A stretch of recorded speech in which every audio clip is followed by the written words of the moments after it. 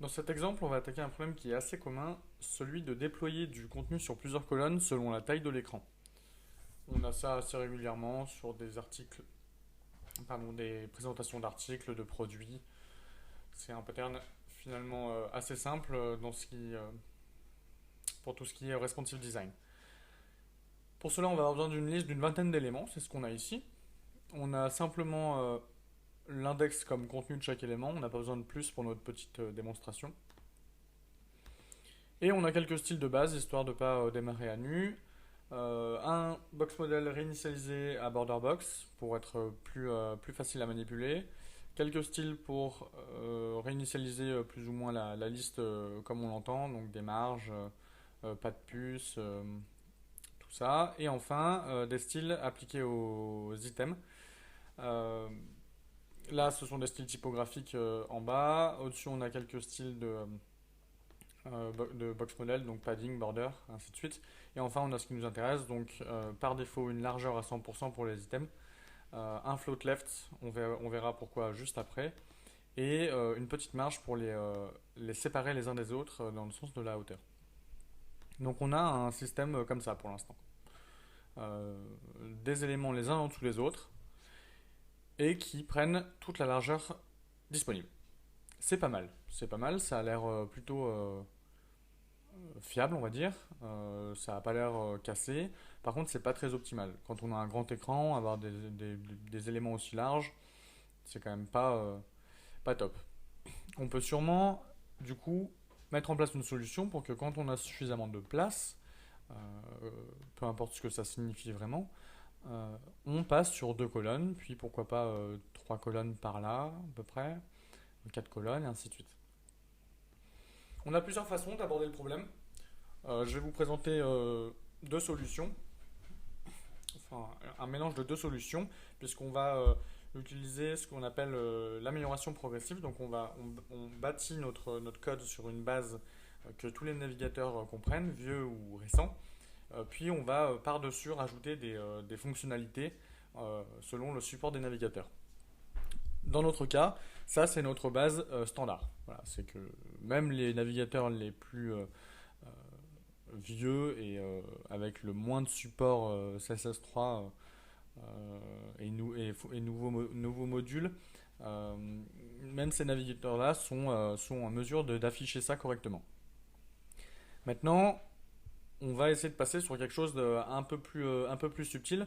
euh, En disant, quand la taille de l'écran est suffisamment grande, on va afficher deux colonnes en disant que les list items ne sont plus sur 100% de largeur, mais 50%. Donc c'est ce que je vais faire ici. On va également revoir légèrement les marges parce que, hop là, histoire que tout soit calé. Donc là j'ai fait quelques bidouilles avec les marges. Je ne vais pas rentrer dans le détail, ça n'a pas vraiment d'intérêt. Mais par contre ici, ça c'est intéressant. On dit que les éléments ont une largeur de 100% divisé par 2, moins 2 fois la marge qu'il possède ici et là-haut. Donc 2 fois 0,25 em. Donc 100% divisé par 2, 50%, moins 0, 2, pardon, 0,25 em fois 2, donc 0,5 em. Donc c'est exactement la même chose que ça. Width, calc, 50%, moins 0,5 em.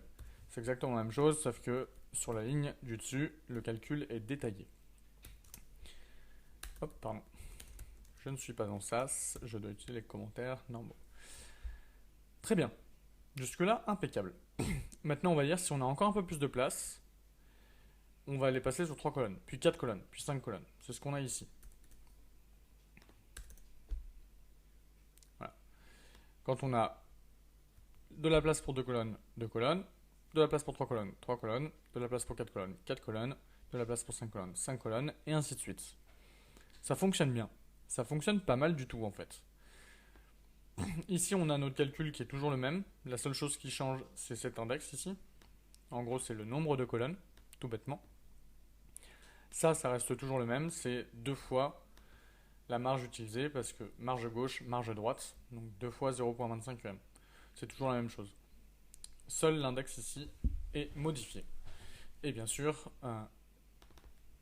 le test de la media query, sinon ça ne change pas. Ça fonctionne bien. Ça fonctionne même plutôt très bien. Par contre, le petit problème, c'est que c'est quand même pas très simple à écrire, on va dire. On a quand même écrit de la ligne 39 à la ligne 68, donc une petite trentaine de lignes de CSS juste pour ça, avec un peu de répétition de code, puisque à chaque fois on se retrouve à redéfinir la largeur des éléments de liste, avec une partie qui ne bouge jamais, donc c'est la soustraction de 2 fois 0,25 et une partie qui est modifiée systématiquement, c'est la largeur de base. Tout ça, c'est un petit peu verbeux, c'est quand même pas l'idéal. On peut sûrement trouver mieux. Effectivement, il y a mieux, c'est Flexbox. Flexbox nous permet de très simplement réaliser ce cas de figure. Comment on va faire pour que les navigateurs qui comprennent Flexbox utilisent Flexbox, les navigateurs qui ne comprennent pas Flexbox utilisent notre solution actuelle, et ceux qui ne comprennent rien utilisent la base qu'on avait tout à l'heure. Et ben, en fait, on a déjà fait la moitié du chemin. Là, les navigateurs qui ne comprennent pas Calc ont le rendu qu'on avait tout à l'heure, c'est-à-dire que les éléments prennent toute la largeur disponible. Donc ça, c'est plutôt bien.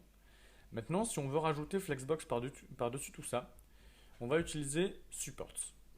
Support, add support, c'est une directive CSS qui remplace, entre guillemets, Modernizer, la librairie de détection JavaScript. L'idée de support, c'est de distinguer les navigateurs qui supportent une déclaration en particulier. Ici, on va intimer au navigateur qui supporte la déclaration displayFlex telle qu'elle de lire et d'exécuter le contenu de ce bloc. Dans notre cas, qu'est-ce qu'on va faire? On veut dire que pour les navigateurs qui supportent displayFlex, on met en place Flexbox. Pour mettre en place Flexbox, il faut intimer aux parents des éléments de devenir un conteneur flexible. Ça se fait à l'aide du coup de displayFlex. C'est ce qu'on vient de détecter. Ok. Là, on a tout cassé. C'est normal parce qu'on n'a pas dit au conteneur qu'on autorise les éléments à se dérouler sur plusieurs lignes. Là, c'est fait.